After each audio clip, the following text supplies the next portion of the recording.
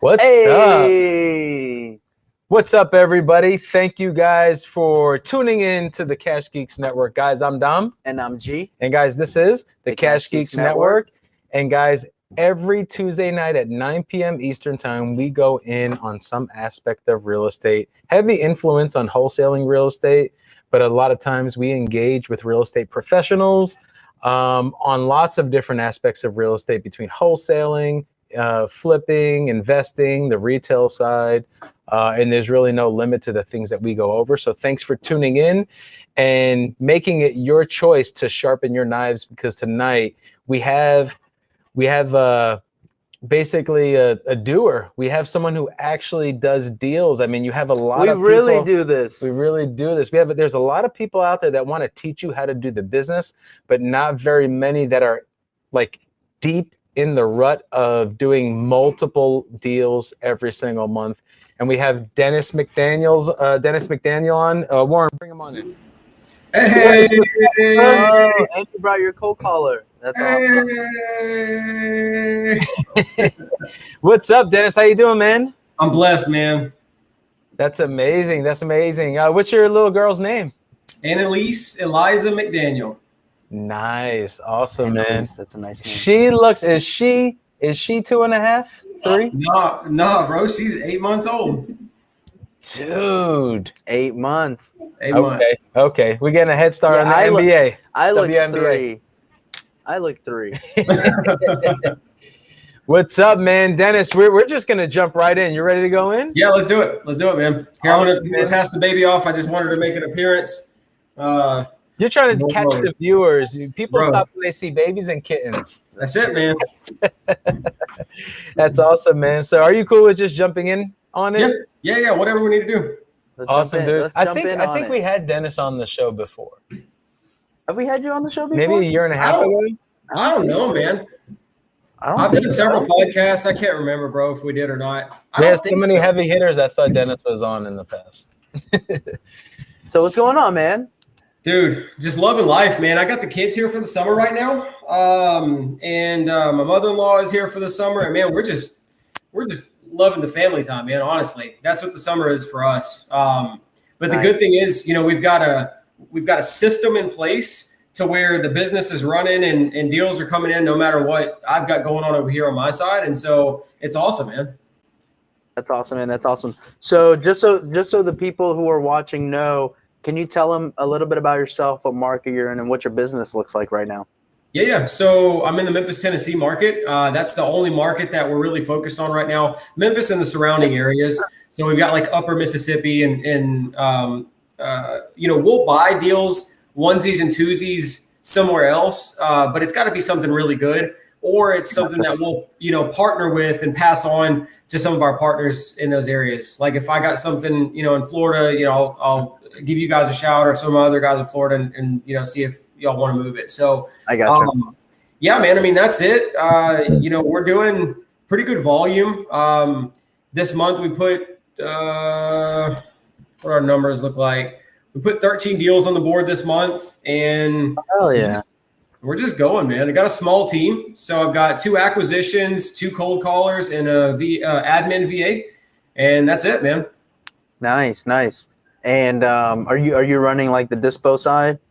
Honestly, man, I'm just kind of filling in wherever is needed. I'm kind of overseeing the team. Dispo is actually really easy right now. There's, we had dispo a year and a half ago, and I just took that position away because it really wasn't necessary with where we are in the market.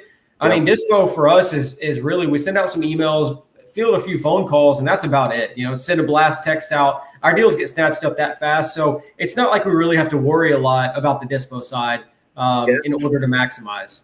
That's awesome, man. That's a great place to be in, man. Yeah.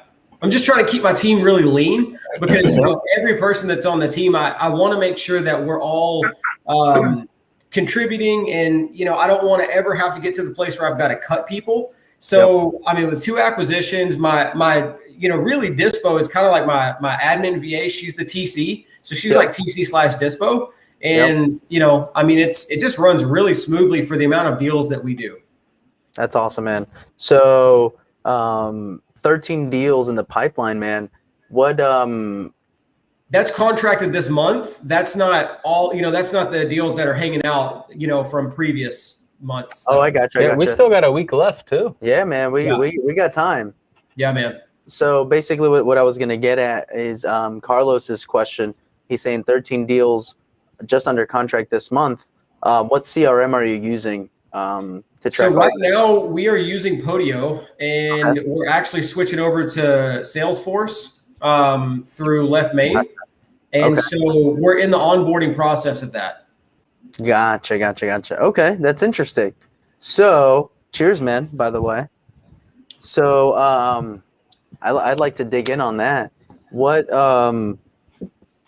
got you looking to change? I feel like I'm talking to a seller. What's looking to sell? Well, man, I'm tired of this house. I'm tired of Podio, man, to be honest with you. That's what it is.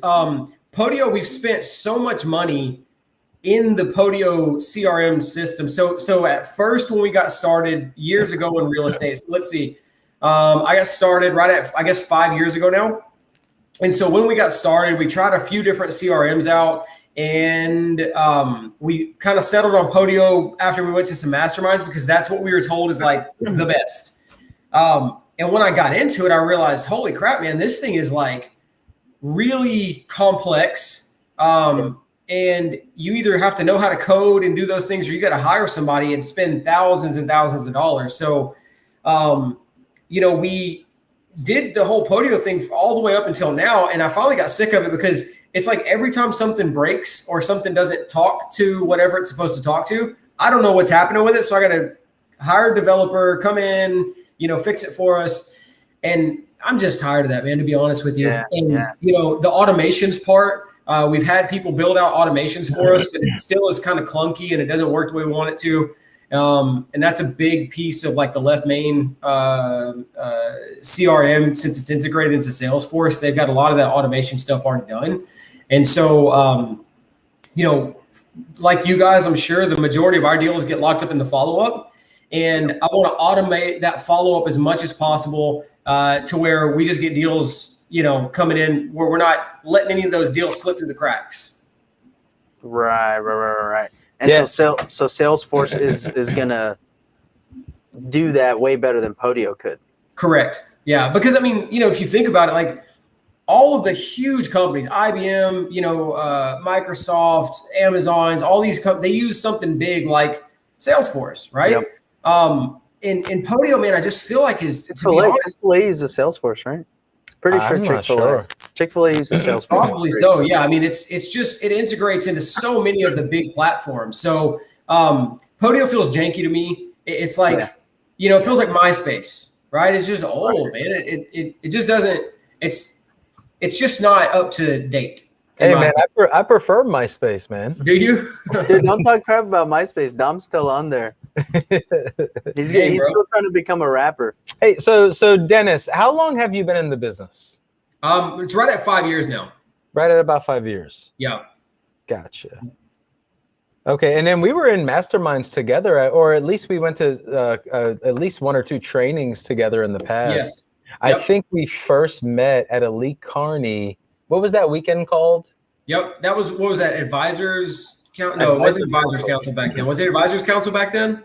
It was called something else. It was a weekend training. They had the 50-30 experience, Advisors Council.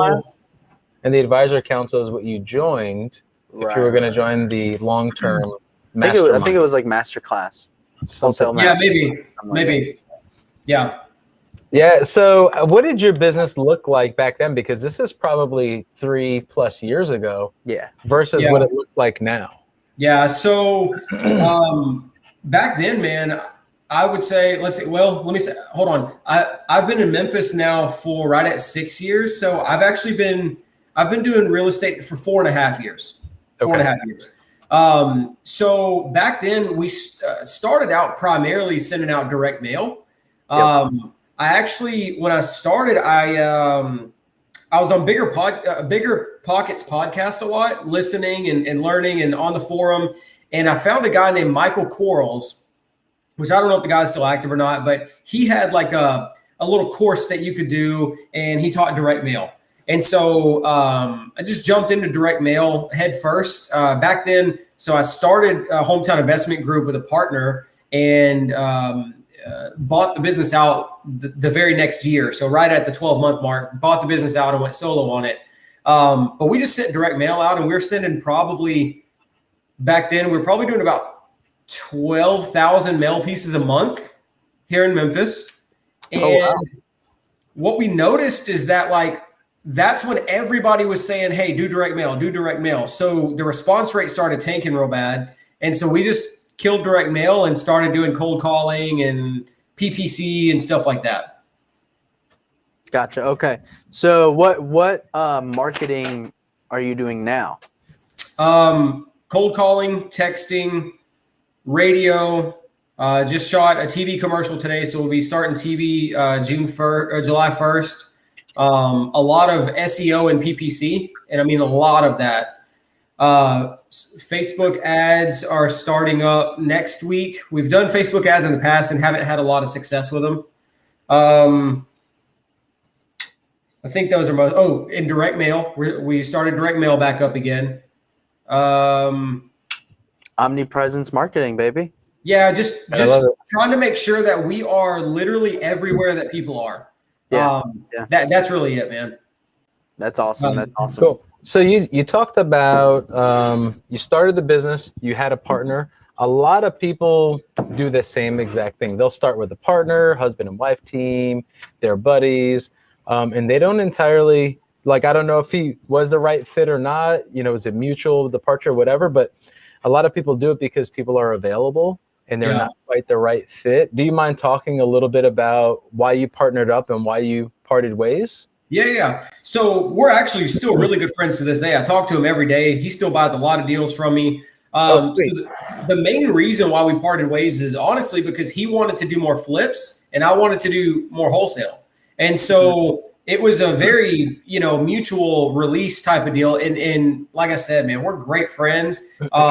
It was just, I saw the vision of wholesaling and, I just said, man, I don't want to ever stop this. I don't want to start flipping right now because honestly, right then I felt like we were really having some good traction and I wanted to continue that trajectory and not get lost in trying to do flips or this or that. So I just wanted to scale that model before I jumped into anything else.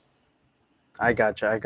And I needed to build capital as well, right? Because in the beginning, I didn't really have capital. I had just enough capital to do some direct mail marketing. So him and I split all the marketing costs right down the middle and we split the profits. And, he had a lot more experience and a lot more money than I did at the time. I had no real estate experience. I just had some business experience from my financial practice. And so I was the sweat equity piece and he was the money backing the offers and he was also the experience. We married those together. And then, we got to the place where, like I said, I wanted to scale the wholesale side. He wanted to scale the flip side. And so it was a mutual thing. So what made you basically, because a lot of people see as wholesaling as a stepping stone to real estate investing. Yeah. And then they want to go the flipping route. You know what I mean? So what made you want to continue to wholesale? And I mean, till this day, you're still wholesaling, right? So, That's the path of the real estate investor, right? Wholesaling, flipping, buying and hold rentals. Yeah. So I do flip, I do buy and hold, and I do subject to deals. And we, my wife's an agent, so we do retail. So we do incorporate, all of those things, but wholesaling is still 95% of my business. Right. And so I'll cherry pick flips and I'll cherry pick rentals to add to the portfolio. And then anything that doesn't fit, any of those models, then we have the seller list the house with my wife, Natasha. But really, man, for me, I don't like dealing with contractors. Flipping has so many more variables. It's a longer time frame. There's more risk involved. It's just there's a lot more barriers, in my opinion, to flipping. Now, some people will say, well, wholesaling has more barriers because you've got to go direct to seller. You've got to scale that whole piece and all that. But I don't know, man. I think since we had the direct to seller marketing already really kind of there set up, flipping was very easy to me, man. Like I'm in and out of a deal within typically, 30 days. Whereas when I'm flipping, I'm in and out of a deal between 2 to 6 months. Right. The risk is a lot higher on the flip side. So I don't know, man. I personally just love the transactional piece of wholesaling versus flipping. Yeah. Easier on taxes and accounting. I mean, these are all things a lot of people don't talk about. But man, when you're flipping, the accounting side is a nightmare, right? I mean, there's second time we heard this today. Yeah. So again, man, wholesaling it just feels great to me. I love doing it. And it's just kind of what, really fits our business model. Yeah, that's awesome, man. I feel the same, by the way. So I definitely agree. I did my fair share of flips, and I saw just the light at the end of the tunnel with wholesaling. Yep. And it's not something that a lot of people can wrap their heads around, our line of business. Just marketing and sales really has nothing to do with like flipping real estate. It doesn't. And so once you understand that and figure that can be your path, then, I mean, it's a no-brainer. Yeah, so absolutely. Flipping was and to me, that barrier, man, like contractors and stuff, I figured out, like in my opinion, man, contractors are like children pirates. Like they will do anything and everything that they can. Post that statement at the bottom. Contractors are like children pirates. In my opinion, all right, not all of them, but man, the majority of contractors I've dealt with are just terrible people, man. They're soulless folks. And so, Deniz, tell us how you really feel. Bro, I've been screwed over by contractors so many times. It just is what it is, man. I'm just being honest. Got it. What made you choose children pirates? Why not regular pirates? Because children, you have to, like regular pirates, you don't have to babysit. And, they don't whine a whole bunch. And with contractors, they whine a lot. You got to babysit them. And they still operate by their own code. And somehow it makes sense in their head, but it doesn't make sense to the rest of the world. So, they're Got it. So you have a desire for wholesale much more than flips or rentals, but it sounds like you said that you still cherry pick for flipping. What's going to help you to make a decision to flip a property rather than wholesale it? So typically when I flip, I want it to be an easy exit. I don't want to flip a property that's, something in a very obscure, rural area that I'm going to have a hard time messing with. I want to make sure that I've got a clear exit to it. And then I also want it to be a fairly normal rehab: paint, flooring, roof, AC, the normal cosmetic stuff, get it done and get it gone. So a lot of times, man, I'll send a deal out, and if I don't like the numbers that I'm getting back from my buyers, I'll just buy it with my own cash, flip it, and then, sell it. So I don't really have a science to it. Sometimes I like the area, or I like that particular property, and the numbers just make a lot more sense to flip it versus wholesale. But man, to be honest with you, right now with how hot the market is, we're on our wholesale fees, man, we're getting sometimes more on the wholesale fee than I would if I were to flip it. I know that sounds counterintuitive, but some of our buyers are either institutional buyers or they're buy and hold investors, so they're able to give us more for that property, than I would be if I were to renovate it to the level I want to and flip it myself. That makes total sense. I think the game of wholesaling is a little bit different for a lot of companies. I know two of the main questions that we ask ourselves is, one, will the seller really sell, right? Because we have all these types of lead flows that drive leads into the company, and a lot of sellers are looking for free valuations on their properties. So we like to figure out, is this seller actually going to sell, or do they just want to hear numbers, right? Yeah. So will the seller really sell? And is there any type of way that we can make some type of income on this property, whether it's sold to a buy and hold purchaser, a flipper, institutional buyer, things of that sort. So if we can sell it and make some type of money in some way, we're going to transact the deal. Yep, absolutely. Well, and a big thing for me too, man, is just to be clear, when I contract a property with a seller, I make sure that they understand that I am going to purchase this property with my own capital if I don't have any of my investor partners that are interested in it.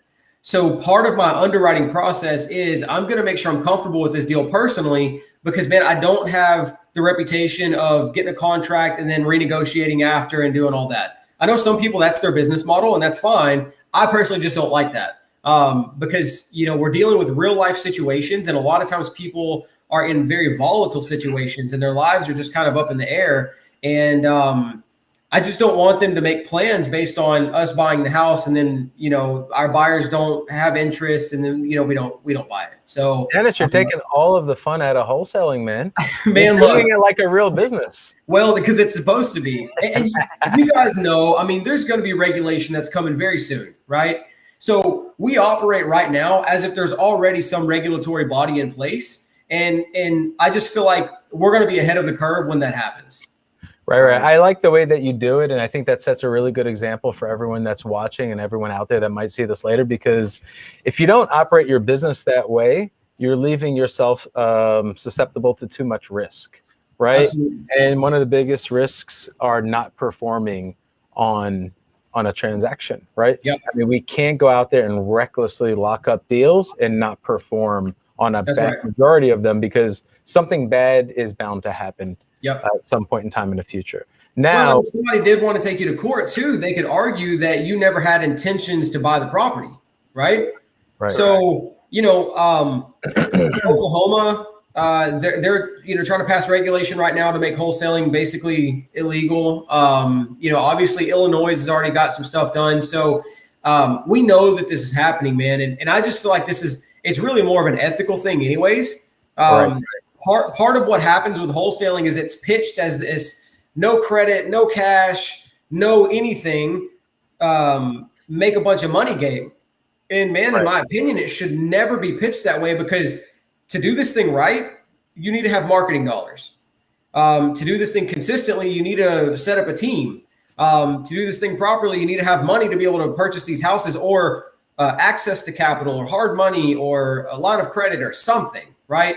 So I think it's a misnomer to tell people that you can wholesale houses and really do it legitimately without having any skin in the game. Right. So no, I agree. And the barrier to entry is so, it's basically nothing. Yeah. At that point, that's where all this regulation does come in. It's like the fucking Wild Wild West. Yeah. And anybody can just get in and start. They just literally teach you to start buying people's houses. It's crazy. That's right. Yeah. So it's true. I want to redirect a little bit, if you guys are cool with it. I thought a couple of things that were really interesting that I want to cover selfishly for us is Pirate children. No, is the radio ads and the TV ads, right? You're playing in a realm where it sounds like only the big players play, right? What people hear a lot of is cold calling and texting and direct mail and even PPC.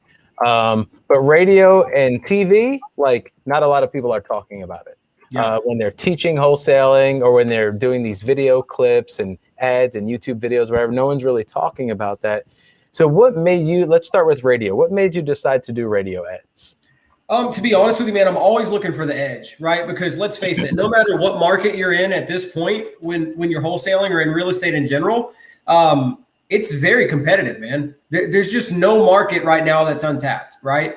So, I want to find something that's going to give me the competitive advantage. I need to set myself apart from, and I'm not looking at my competition in a scarcity mindset way, but I'm just meaning, like, there's enough deals for us all out there, but I still want to get more of that share than, of course, right? So that being the case, I know there's not a lot of people doing radio. I know there's not a lot of people doing TV. Otherwise, it'd be talked about all the time, right? Right.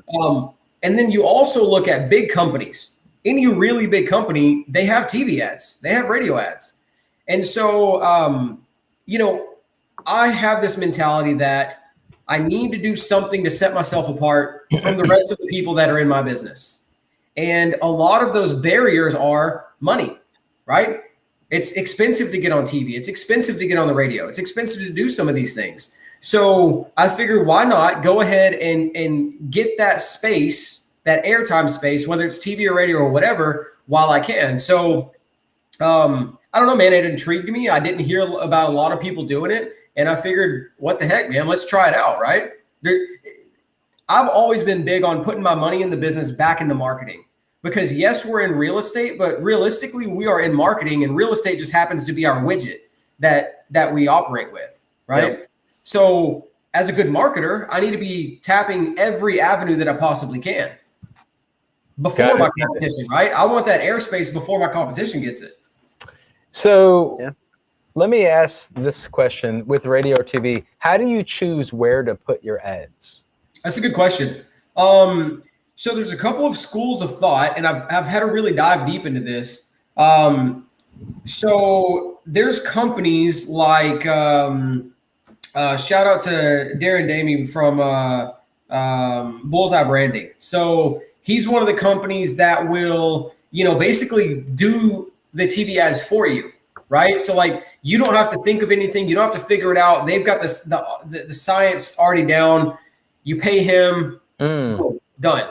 And then there's other ways where you can actually contact the stations yourself, find out, like on radio, you can find out how much their cum volume is, how many listeners they have, find out who are the top stations. And again, it's just like anything else. If you're doing Facebook ads, or if you're doing, cold calling, if you're not doing the stuff in-house directly, and you're going to hire a firm to do it, call a bunch of places and find out who's doing what kind of volume. So same thing with radio and TV. I just went to, the top of the list and said, who's got the most eyeballs on their TV stations, who's got the most ears listening to the radio. And then I started calling around and getting a hold of people in that space and started negotiating with them on, airtime and all that kind of stuff. Got it. So are those newer approaches, and you still have yet to see whether they're rewarding you the right way, or do you feel like they're performing well? So TV is new. So we just shot the commercial today. We'll go live on it. Let's see, today's the 20th. We'll go live on it in a week and a half. So radio we've been doing for the last 6 months, and it's not the greatest ROI in the world. Right now we're at about a 2x ROI. So it's profitable, but it's not amazing. But the reality is we get people calling saying, hey, I heard your ad on the radio. And to me, as long as I could break even on that and still do it, because I just want people to get my brand ingrained in their mind. I want them to hear Memphis offer, Memphis offer, Memphis offer, Memphis offer, because the more they hear that, it's going to become a household staple name, right? So really, man, I'm paying for the exposure more than I'm paying for the ROI when it comes to the radio and the TV ads, at least for now. I need to get my name out there to where we're more omnipresent, like you guys said. Yeah, that makes sense. And yeah, you never know, the guy who, gets a mail piece calls you back because, oh, this is the guy I heard on the radio. That's right. Yep. That's exactly right. Yeah. Well, and one of our assignment fees, we just got from radio, we got a $38,000 assignment fee on the board right now because of radio, So hell yeah, it works, man. So is TV more expensive than radio? Yeah, TV is more expensive for sure by a large margin, but they're two totally different realms. With radio, they can't see you, so you've got to get your message across in a very succinct way, and you've got to do it without any aids of visual or anything like that. On radio, we're purchasing 60-second ad spots. On TV, we're purchasing 30-second ad spots. Gotcha. But even still doing that, TV is still more expensive for a 30-second ad spot than radio is for a 60-second. But again, it's just one of those things, man. I want people to see us and hear us. That's it. Yeah. That's awesome, man.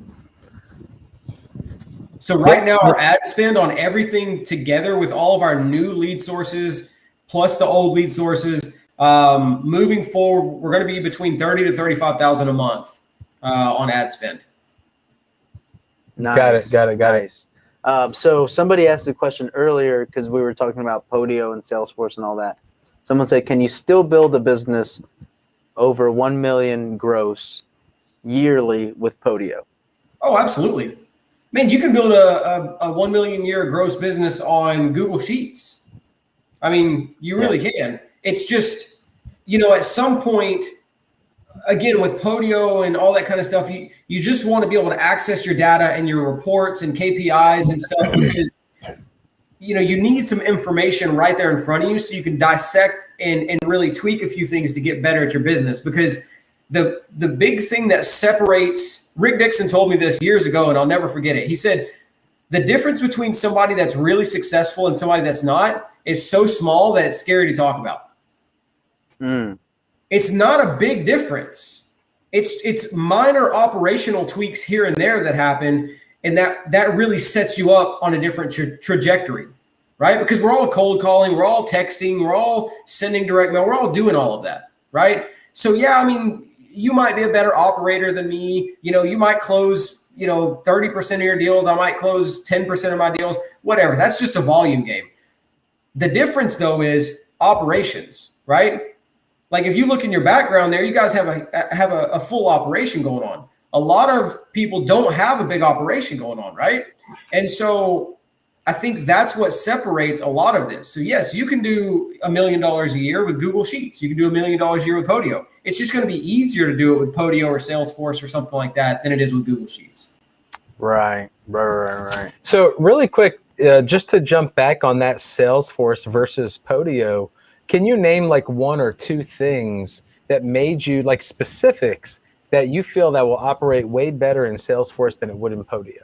That made you for one is the dashboard. 100%. The dashboard is, so like with Podio, in order to get any kind of similar functionality, you've got to have something like Plecto merged into your Podio so that it can display, but even that you got to do special coding and all. You got to pull reports. With Salesforce, it's just right there. It is your home dashboard. Your dashboard is all of your KPIs in like a gauge format. Right. So, I mean, like at one glance, you know what your entire operation is doing. So the reason why I like that is because I can focus specifically on whatever is in front of me based on actual data without running reports. I mean, it's live. I click refresh, it's all live. I don't have to pull any reports. I don't have to do anything. And so like right now, I might have to focus on cold call leads because I might see that our ratio of calls to appointments on our cold call side is way down. Or maybe I need to focus on follow-ups because I see that there's 62 leads that have not been followed up on this week, or whatever the case may be. So from an operational standpoint, it allows me to be a better operator by being able to see my data very clearly right in front of me. It's easy to move on. The second thing is, man, I really like the transaction side. And this might be a minor nuance to some people, but I love how it has like the natural flow of things in like a in their CRM format. So like, it's gonna go from the natural progression of your deal is going to go from like contract signed, sent to title company, pulling title, follow up, whatever. So it's got like the what was that other CRM that we used before? Pipe Drive. Yeah. So it has a Pipe Drive thing built into it, so that my team can actually just click it, drag it, and put it in whatever place that they need it. And that makes it really easy. So it sounds like you've chosen some type of pre-build inside of Salesforce that's good for your industry. Correct. So Left Main, REI, Stephanie Betters is the one that heads that up. She actually built out a Salesforce CRM directly for wholesalers. And man, a lot of the massive players are switching to it. And we switched over to it. We're just, getting our onboarding and stuff done. So from what I'm already noticing from using it, I love it, man. It's a really awesome system. I'm not sure, again, as far as like how seamless integrations and stuff are going to be, but so far I like it a lot, man. With Salesforce, can you still integrate it with a bunch of programs? Yep. Yeah. So again, Salesforce is, like for instance, with Podio, we had to get a developer to like get our call rail, integrated to it. And so it can track everything. it's the same thing with like Salesforce. They have integrations for all these different apps. Your Google Calendar, your Gmail, your all that can sync directly to it. You send out, like you type your email inside of Salesforce and it sends it out through your inbox in Gmail. When responses come in, it does it right there. Your Google Calendar is already synced to it. You know, your phone calls, your texting, it logs it, it records it, you know, it does all that stuff. So it has, I guess you have to use certain apps that talk better to Salesforce. Right. But yeah, I mean, it does all that same stuff. And the automations that they have built out are pretty robust. So it sounds like it's going to help to keep you more in one system rather than being scattered throughout several different systems. Correct. That's exactly right. And again, this is just more of one of those operational things. We could still crush it while doing Podio, no big deal. But this is just a decision that I wanted to make for us to become just that much tighter and that much better on our team to be able to go in and more easily see all of our data. Like we can click a button and send a follow-up to all of our people that we haven't touched within the last 3 days, right? We click a button, send a follow-up email, or click a button, send a follow-up text, and it blasts it out to all of them, and it'll drip on them on autopilot. And it's just less clunky than the build-out that I had to do inside of Podio. Gotcha. Right. So Carlos is asking, I don't know if you can get into this, but can you share the costs of Salesforce, like ballparkish? I don't know if they charge differently per whoever, but I think our build out was like, so it's like 5,000 for the initial build out. And then I can't remember the dollar amount per user. I want to say it's either 50 or $100 a month per user. You already know Dennis is going to share users.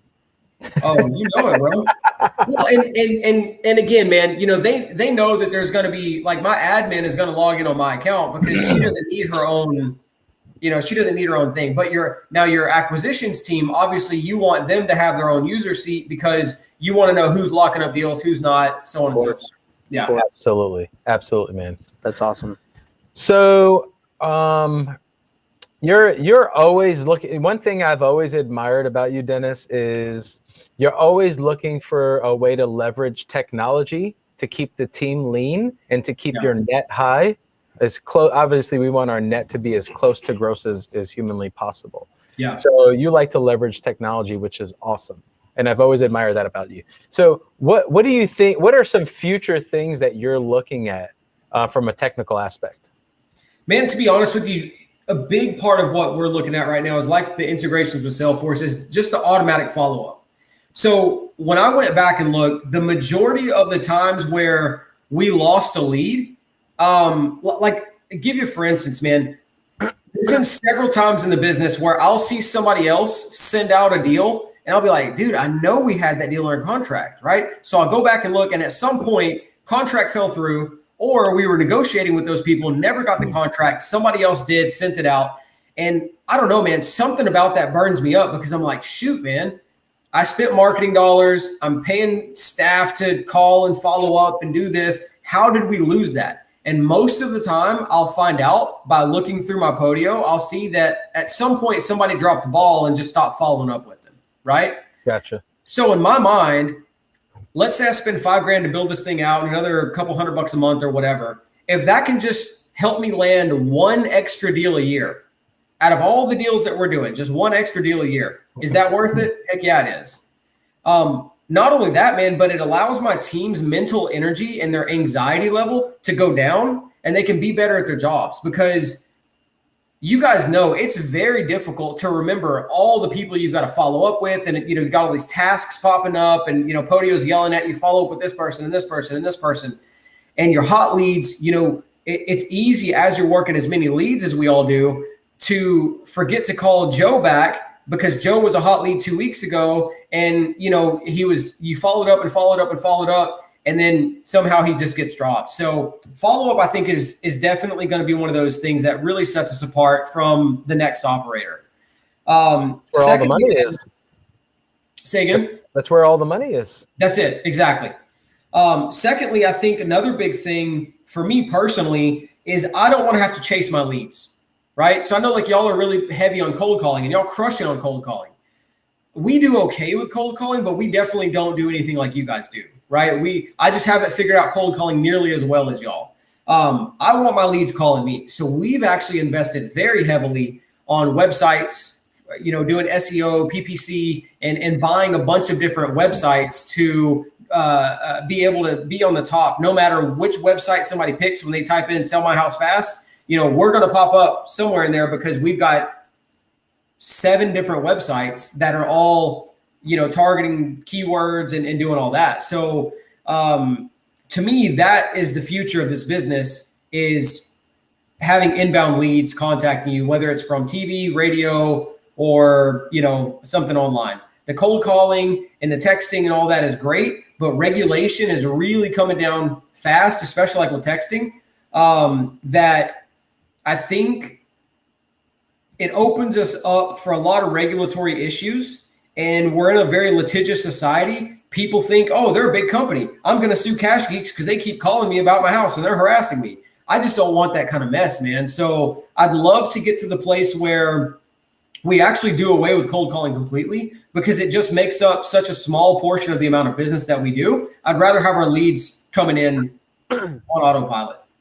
Sure. Hey, so we've got Alex Jacobs on, who is asking, what is your team structure?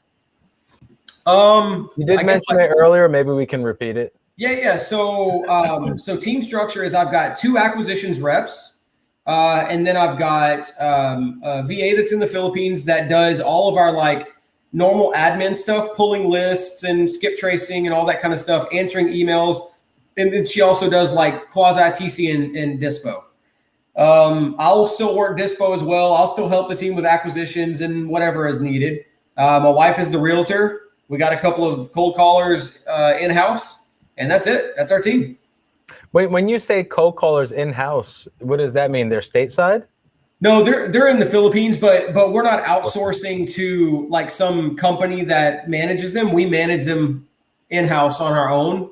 We do the script training. We do the Zen call seats, and they work directly. I guess they're on our payroll. They're not some outside company that we pay, right, $6, $7, $8, $10 an hour to do our calls. Got it. Yeah. So the difference you're saying is, with a lot of those third-party companies, sometimes you have to take your lists, submit it to them, trust them to call and submit the leads to you. Instead of doing that, you're just doing everything independently. That's right. Yep. What are the differences? Have you experienced both sides of that? I have. I just feel like I can control a lot better when we have the staff in-house. They're on my payroll, so I can tell them what I want to say. I can monitor them inside of a Zen call. If I don't like the way they handled this certain situation, it's very easy for me to coach them on it. And I found out too, man, a lot of the times the level of, I guess, training wasn't that great when I hired outside companies, because I've outsourced cold calling over the years several times to different companies, and it just didn't ever really like the feel of it. It just felt like I was another piece of cattle being herded through the cold calling funnel.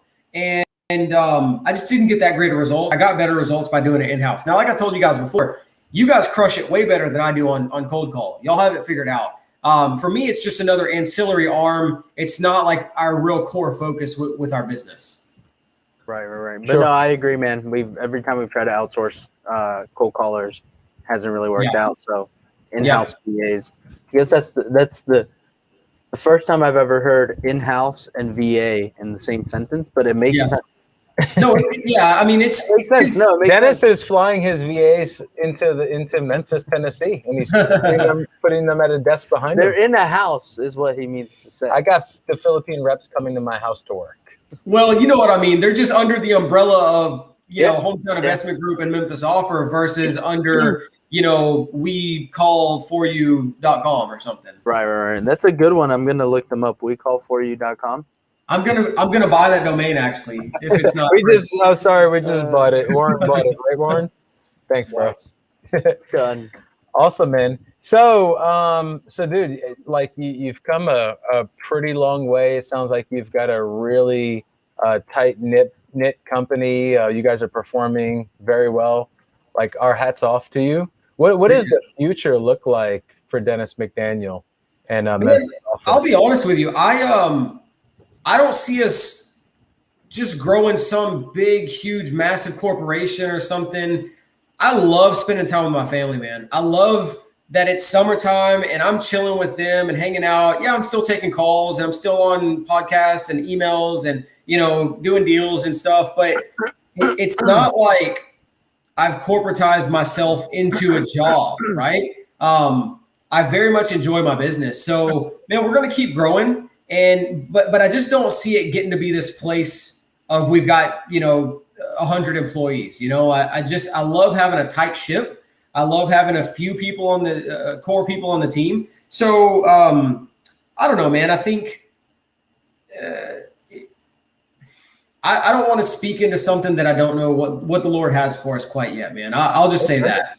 I'll just say that, man. I'll grow wherever God has us, but I'm just enjoying life, man. Like, when I first started the business, I was so focused on just the business because I really needed to make a great living for my family and all that. But the more money I make, man, I realize that it's just a tool and I can't buy time with the money, right? I have to spend that time with my family while they're here. And so, in a sense, money does buy time because it gives you options to get away from the rat race. But what I'm saying is I don't have to grow to $10 million a year to feel comfortable in my practice. I'm good making a couple $1 million a year, man. I know it might sound silly to some people, man, but it's just like, I don't know. I want to enjoy my life, dude. I want to be able to travel with my family. I want to be able to hang out. I want to be able to have game night. I got a little girl that, I've got to raise up. So, we bought 10.5 acres out here in the country and, I don't know, man. I like jumping on my lawnmower, cutting the grass, chilling, and not having to worry about the business just going off all the time. Are you living on your 10 acres now? I am. Yep. Awesome, man. That's awesome, man. What are you going to do with all the 10 acres? So honestly, man, I feel like we've got a lot of hyperinflation and stuff coming. I feel like food is going to get very scarce and very expensive. And so I'm going to grow some food. I'm going to raise some sheep and stuff out here for meat. Man, I was hoping you were going to say like weed plants. No, man, I'm in Tennessee, bro.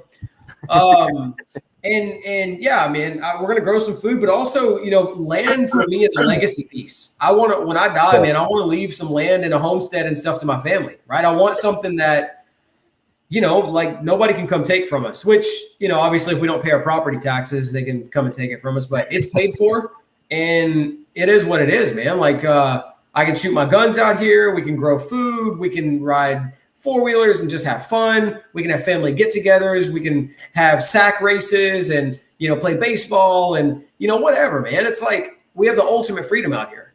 I've got a pond. Yeah. We can go fishing, whatever, man. We can just enjoy life. When are you going to build the doomsday bunker in the back? Dude, so I don't know, man. I've already bought the excavator, so I can dig it up at any time. I knew it's in the plans. I told you, we talked about that earlier. Yep. Look, dude, I'm going to be honest with you. I don't trust the world. I don't, man. As crazy as it's getting, I just feel like politically stuff's a mess. And, we see a lot of riots and people going crazy over toilet paper and stuff. And I'm like, look, I'm not going to be one of those statistics, man. My family's going to be prepared. We're good. And let folks out there fight it out. We're going to eat well, man. The Lord's going to take care of us. And I believe that land is one of those things, man, that you need to pass on to your family. Yeah, I agree. So what do you think is your next biggest move that you're going to do? Next biggest move, man. I want to go ahead and start doing commercial and multifamily for the long-term buy and hold stuff. We'll probably flip some as well, but the wholesaling side and the retail side, all that, that's a pretty well-oiled machine at this point. And because I've got a lot of capital right now that I need to deploy somewhere, and I've been waiting for the right opportunities. And so, like I said, man, I think we've got some crazy stuff coming up with the dollar. And I want to have some long-term wealth that, is just mailbox money coming in as well. So multifamily or commercial, mobile home park, something like that we can buy a bunch of and really scale that. Yeah, I gotcha. Do you have your eyes on anything right now, or? I do, man. We're looking at some multifamily. We're also looking at a 370 some odd unit storage facility, and I'm looking at several things. But the good thing is, I guess, man, is when you have the money sitting there, like you're not like desperate for a deal. I'm waiting for the right one to come along because when I bought my airplane, man, the guy I bought the airplane from, we were having a conversation one day, and he said, "Look, Dennis, it's better to be on the ground wishing you were in the air than in the air wishing you were on the ground." And that always stuck with me because I was complaining to him about, man, I want to get up there and fly, but the weather's not cooperating. And it made me realize, man, that you don't want to be in the airplane and hit some bad weather or some crazy turbulence or whatever and, wish that you were on the ground at that point. And I treat real estate the same way. I don't want to get in a deal and it's such a headache or it's such a money pit that I wish that I never had ever done it. I would rather wish that I had a deal going on right now, but not, right? Right. So I'll just err a little bit more on the side of caution when it comes to that. So I've got capital set to the side. We operate on a cash basis, meaning I don't have any debt. I've never taken out a loan for the company or any of that kind of stuff. So I keep cash reserves to make sure that we've got a full year's worth of operating expenses. And then beyond that, I want to make sure that I got enough capital I can jump on a deal that fast because that's really where I believe cash matters. And I've seen a lot of people get over leveraged with buying too much assets. And when COVID happened, it took a lot of people. And if it didn't wipe them out, it really hurt them real bad. Yeah. So I like being a little more cash heavy, personally. Yeah. I gotcha. That's awesome, man. And I mean, we'll have to do a follow up, man, because I know you do a lot of stuff on the retail side as well, or at least your wife does, and you're able to monetize your marketing dollars way more with that. So I want to get into that as well sometime. Yeah, we don't have to do any marketing. Separate marketing on the retail side because we do so much marketing on this side that it just funnels over. So again, that allows me to stretch my marketing dollar a lot further because now I've got multiple avenues that I can do with that. Right. That's awesome. Yeah. So I do want to make some time to go in on that, but we are at the tail end. Yeah. So Dennis, really quick, if you don't mind, how can people reach out to you or learn more about you? Man, the best way is probably Facebook. I have the tiniest Instagram presence on the planet. I just don't ever get on that platform. So Facebook is the best way. You can reach out to me, shoot me a message, send a friend request, and I'd love to help. Also, you can email me, info@hometowninvestmentgroup.com. Either one of those. And I'd be more than happy to, chat with anybody and see, if there's any way we can help. Awesome. That's awesome, man. Well, dude, I appreciate you doing this, man. Taking the time while you're on your 10 acres to just chat it up with us. I appreciate you guys having me. Seriously, drink some beers. Yeah. Please, if there's anything that we can do to help out, just let us know. And I'm sure some people might reach out to you. So if that's okay. Yeah, for sure. But if they send you a deal, we'll take 20%. We're not greedy. I love it, man. We're not greedy. I'm in the plane wishing I was on the ground. Hey. Also, if you can leave the group or the viewers with any last words, what do you want to tell them? Man, I would say, honestly, this was a big revelation to me. Don't compare your success with somebody else's. So in this industry, what I've seen, man, is a lot of times we will get really down on ourselves when we don't have X amount of deals coming in the pipeline, or we're not making X amount of money per year, per month, or whatever. And I feel that it's very discouraging for a lot of folks, newbies and seasoned operators alike, because we all go through these ebbs and flows in our business. And it's very easy for our personalities as entrepreneurs, as visionaries, as go-getters to feel down whenever things aren't going the way that we want it.